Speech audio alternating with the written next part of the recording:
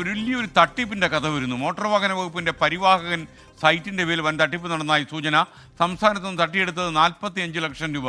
3 UP സ്വദേശികളെ Kochi cyber police പിടികൂടിയെന്ന വിവരം. വിഷ്ണു സുരേഷ് വിവരങ്ങളുമായി ചേർന്നു.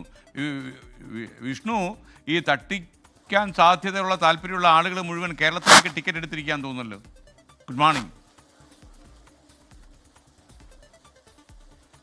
Good morning. ഒരു വലിയ രാജ്യാന്തര തട്ടിപ്പ് സംഘത്തെയാണ് കൊച്ചി സൈബർ പോലീസ് പിടികൂടിയിരിക്കുന്നത്. പരിവാഹൻ ആപ്പിന്റെ പേരിൽ കഴിഞ്ഞ ദിവസങ്ങളിലൊക്കെ സംസ്ഥാനത്ത് ഇത്തരത്തിൽ തട്ടിപ്പ് വ്യാപകമായിരുന്നു. ഈ തട്ടിപ്പിന്റെ ഒരു രീതി ഇങ്ങനെയാണ്. പരിവാഹൻ ആപ്പിന്റെ പേരിൽ ഒരു മെസ്സേജ് വാട്സാപ്പിലേക്ക് വരും. നിങ്ങളുടെ വാഹനം നിയമലംഘനം നടത്തിയിട്ടുണ്ട് എന്ന് ചൂണ്ടിക്കാട്ടിയായിരിക്കും ആ മെസ്സേജ്. ഒരു ലിങ്ക് ഉണ്ടാകും.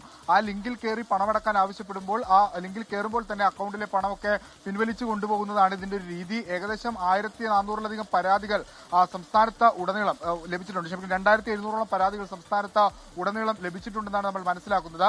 കേരളത്തിൽ നിന്ന് മാത്രം 45 ലക്ഷം രൂപയാണ് ഇത്തരത്തിൽ തട്ടിയെടുത്തത്. അതിലൊരു 3 പേരെയാണ് ഇപ്പോൾ കൊച്ചി സിറ്റി സൈബർ പോലീസിന്റെ നേതൃത്വത്തിൽ പിടികൂടിയിരിക്കുന്നത്. യുപിയിലെ വാരണാസിയിൽ നിന്നാണ് സൈബർ പോലീസ് ഇവരെ അതിസാഹസികമായി പിടികൂടിയെന്ന് നമ്മൾ മനസ്സിലാക്കുന്നു. ഉദ്യോഗസ്ഥർ നാളെ വൈകിട്ടോടുകൂടി എറണാകുളത്തേക്ക് എത്തും. ഒരുപക്ഷെ കൊച്ചി സിറ്റി പോലീസിന്റെ സൈബർ പോലീസിന്റെ ഒരു വളരെ നിർണായകമായ ഇടപെടലാണ്.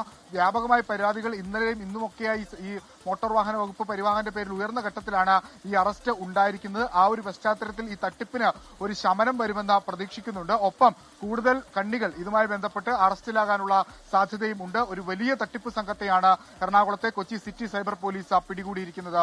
SK. Okay, thank U.